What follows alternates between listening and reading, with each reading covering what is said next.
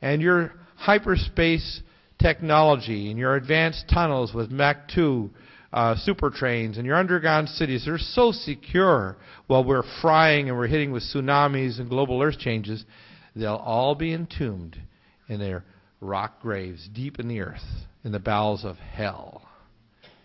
That's their future. So don't think you can hide yourself. The only thing that'll save you won't be your guns, it won't be your bad attitude, it won't be your bullets or your physical prowess, it'll be your spirit.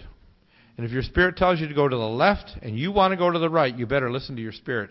And you better do a lot of praying, people, because if you don't become centered, and that means not me telling you what to do, but you finding out what your God wants you to do.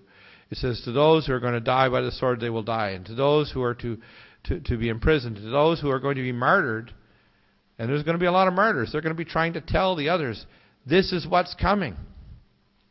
Because we are not years, we are months away from catastrophe. Look at this. Climate shift, mass species extinctions, geopolitical collisions of empires of total domination, invasions of consciousness. This is what we're facing. When we're talking about this tonight, we're talking about them literally invading the cortex of the human mind. The vertical rise of technologies, they call the singularity.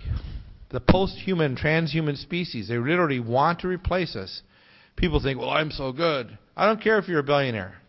Do you have an IQ of 20 billion? Do you have a mind that is now meshed with a supercomputer array that can know everything about everything that goes on the planet?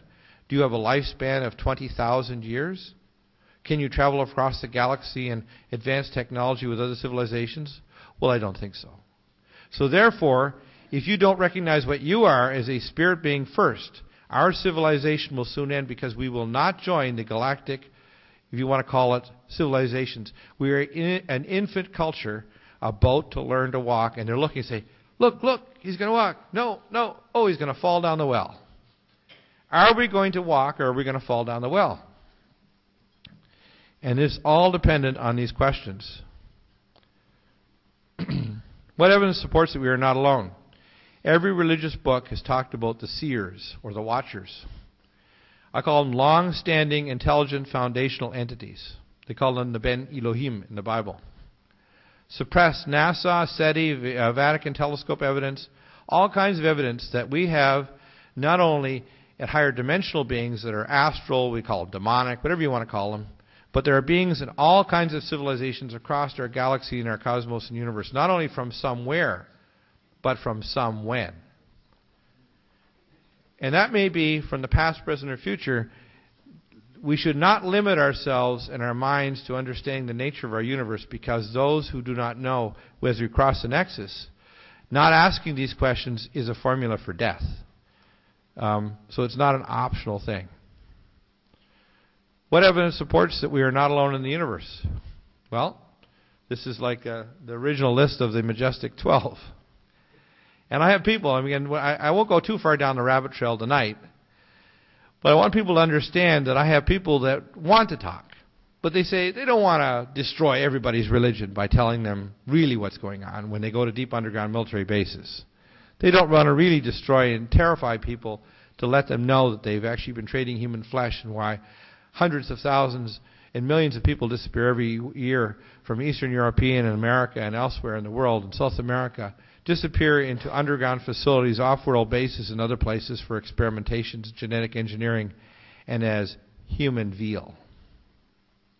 They need to know that a lot of this technology and a lot of the evil, it sounds occult because it was.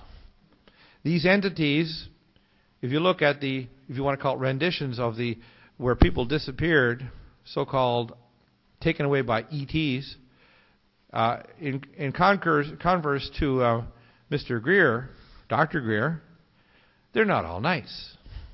There's nice ones, and there's not so nice, and then there's really damn nasty.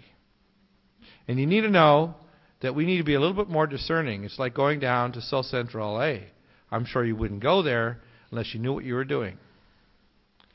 The Thule Society and these people channeled, and again, I've mentioned this before, and there's various individuals that are doing things that I consider very damn dangerous, such as people like Dr. Fred Bell.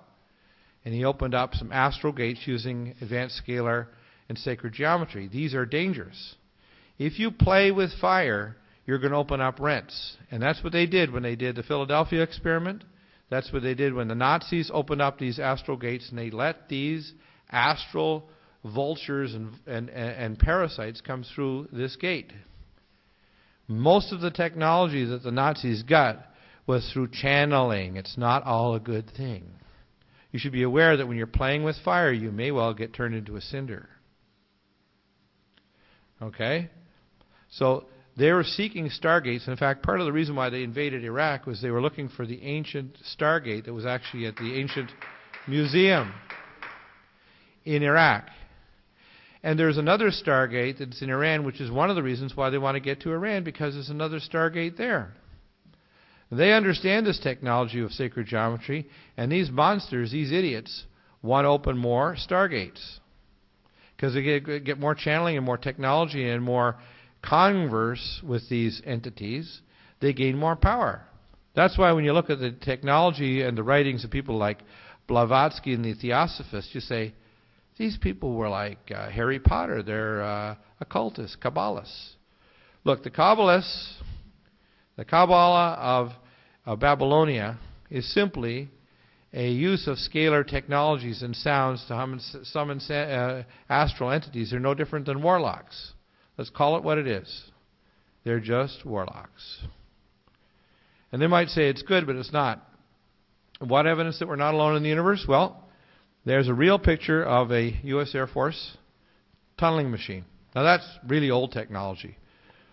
The stuff that I talked about with John Fiala, who's good friends with Phil Schneider, the ones now are tunnel at 120 to 140 foot rock face and go 12 to 14 miles per day.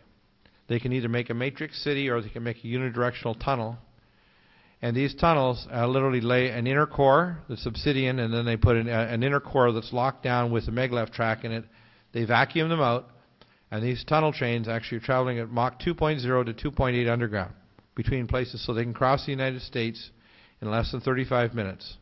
They connect all the major parts here. They go underneath the oceans. They connect all over the planet.